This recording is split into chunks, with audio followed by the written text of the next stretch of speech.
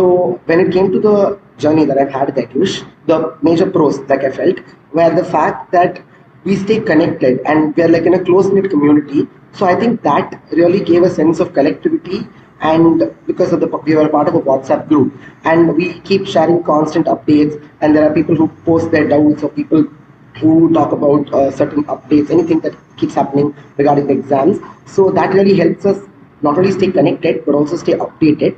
And for instance, when people kept asking certain doubts, so even though if I wasn't doing that particular topic then and there, I was really tempted to immediately check on the concept or check on the question and get back to them to try and answer if I knew, and to help them out. So that urge really helped me to quickly revise the other topics which maybe that I was not focusing much on at that point of time as well. So that was another major plus.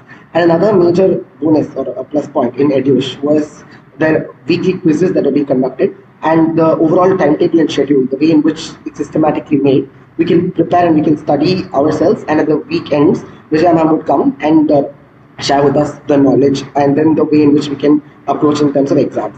So coming to the classes of Vijay ma'am's, unfortunately I couldn't attend them live, so I had to only go for the recorded lectures subsequently.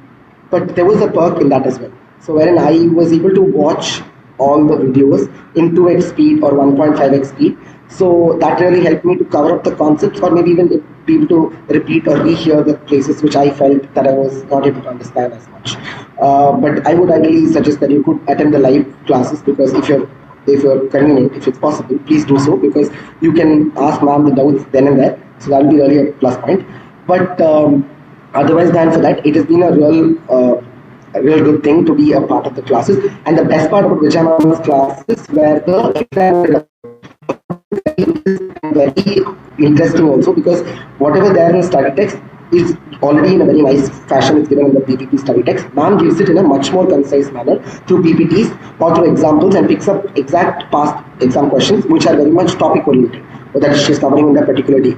Especially for topics like consolidation or earnings per share or certain things like that, ma'am's format of approaching the questions or solving the answers was very, very useful when it came to the Diploma IFRS exam. Because especially after having cleared my CA exam a year and a half ago, our approach is very different. It was all paper, like handwritten exams in CA, and the way of writing the answers were totally different. So conceptually, I might have known IFRS and just recently I read them. But from ma'am's classes, I got the whole different perspective of how it is to be done for the Diploma IFRS or for an ACCA exam, which is also, as you must all be aware, is a computer-based one. So that was a real different insight that we got from ma'am's classes. So the formats and methods used by ma'am are really nice. If we stick on to that, we can really try and solve papers well. So then coming to the how I prepared, or certain tips for preparation part. Honestly speaking, yeah, we all work along with, we're studying along with work, so we might not be able to put in as much time. So my preparation was largely towards the fag end, also considering myself, I'm a bit of a last minute learner, so I kept pushing my preparation to the last minute, but I tried my best to give my 100% that last end hour. Like I studied mostly in the past 1.5 months or last 2 months maximum, and I started out with solving the revision kit. So my do's and don'ts, if you ask the do's, mandatory to solve all the questions from revision kit, and then all the practice questions from study text of PPT, and all the past exam questions, at least for the past 10 attempts, if not more, at least for past 10 attempts. So this itself is an exhaustive coverage of the type of questions that are asked in the exam, and also on how we can present our answers. Because also the marking scheme is very transparent and beautifully framed by ACCA University for DIPA and is available for us to view. So if we understand the suggested answers in the marking schemes, we will understand how they expect us to answer certain things. So that, I think, is the biggest learning. And I think it's totally fine to make as many mistakes as we can in this phase, because the more mistakes and failures we attempt and make in the preparation phase, we will save up during our actual exam, so we can actually succeed during the main exam. So these three were the main sources of preparation. Alongside with that, I took certain screenshots or pictures of Vijay ma'am's PPTs or certain slides or some topics that she explained. So I could just look at them on the go wherever I was and whenever I was doing something else also. If I suddenly had, especially for theory things, like theory points or certain theory concepts, where I needed to know the bullet points or key points, I just had pictures of them. So I could scroll, I had a separate folder in my gallery for such a concepts. And then the fifth point that I would like to emphasize on will be to note down your mistakes. Certain people mark the mistakes right there next to the book, in the book right next to the question. But to me, it did not work out because ideally I still have to flip through the 500 pages before the day of exam if I were to find out where I went wrong in each question. Instead, I picked up and wrote all the adjustments or all the places where I went wrong in a separate notebook. So the day before the exam, I could just flip through my own notes of wherever I went wrong or wherever adjustments I felt were very difficult for me. So this was largely for regarding the preparation. And two other things are, one is mandatory take up a mock exam, because I wrote the mock exam and I got only like 55 in the mock exam, which we wrote and got the feedback just a week or 5 days before the original exam. So I got really jittery and panicky and buckled up, and I had to increase my pace of preparation. But I think the mock exam was again a great learning. Like I said, the more mistakes I did there, and I scored only 55, helped me score this good score in the main exam. So that was also thanks to again Vijaya ma'am for her valuable feedback and comments.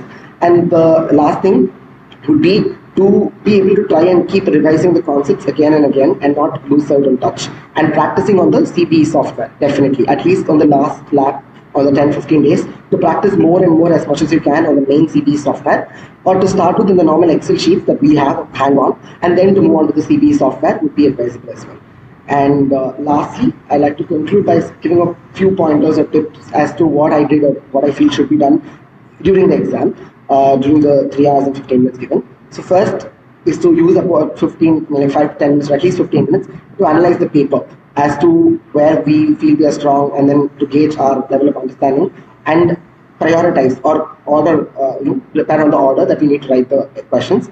Again, we need not write in the same order as the actual paper. So we can decide where we are the strongest or what we know the best and attempt that first, and then go on to the rest. So for instance, I attempted consolidation in the last. Like I started from the last question, which is the complete theory question where we have to give out suggestions or solutions about certain concepts, is where I started first. And I wrote the theoretical answers for a really long time, and then went on to the numericals, and then finally went to consolidation. So that each one can decide based on their preference. Second thing would be to try and attempt 100% or 100 marks, or as much as we can during the exam, because the more we attempt, the more higher possibility of scoring, because the ACCA has step marks for every step or every word, every keyword there is marking there. So even if you go wrong ultimately in your final answer, you will still gain the marks that you need to be rewarded, that you deserve for the steps that are there. So try to attempt all the questions with as much steps as possible.